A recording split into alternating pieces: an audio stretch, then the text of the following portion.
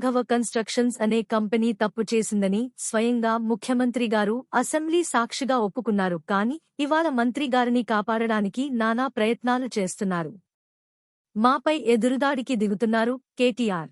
రాష్ట్ర ముఖ్యమంత్రి గారు, రాష్ట్ర మైనింగ్ శాఖ మంత్రి గారు ఈ అంశాన్ని మేము శాసనసభలో లేవనెత్తితే, మా శాసనసభాపక్ష ఉపనాయకుడు హరీష్ రావు గారు లేవనెత్తితే వారు స్వయంగా ఒప్పుకున్నారు.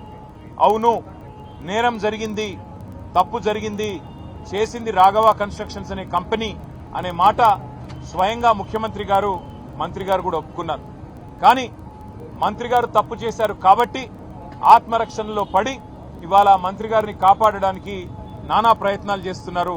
అందులో ముఖ్యంగా ముఖ్యమంత్రి గారు ఎదురుదాడికి దిగి మంత్రి గారు చేసిన నేరాన్ని కప్పిపుచ్చే ప్రయత్న భాగంలో వారు అన్న మాట ఏమంటే, గత 10-12 సంవత్సరాలుగా జరుగుతున్న అక్రమ మైనింగ్ మీద విచారణ జరిపిస్తాం, కానీ సిబిసిఐడి విచారణ జరిపిస్తామని చెప్పి ప్రభుత్వం ముందుకొచ్చింది. మేము అడిగింది ఏంది?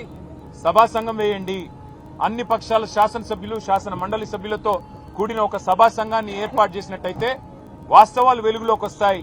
మంత్రి గారితో పాటు వందల అక్రమ మైనింగ్ సంస్థలు ఏవైతే ఈ ప్రభుత్వం, కాంగ్రెస్ ప్రభుత్వంలోని పెద్దలు బినామీల పేర్ల మీద నడుస్తున్నాయో అవన్నీ కూడా బయటకు వస్తాయని చెప్పి మేము సభా సంఘం వేయమంటే, సభా సంఘాలకు విలువ లేదు అంటూ ఇక్కడ శాసనసభ వ్యవహారాల మంత్రి, ముఖ్యమంత్రి స్వయంగా మాట్లాడుతూ ఉన్నారు.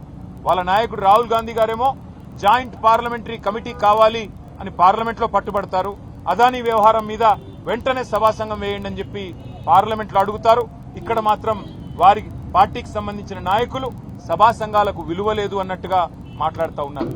మేము సభా సంఘం వేయండి, లేదా ఒక సిట్టింగ్ హైకోర్టు జడ్జితో విచారణ జరిపించండి, దేనికైనా మేము సిద్ధమని చెప్పాం.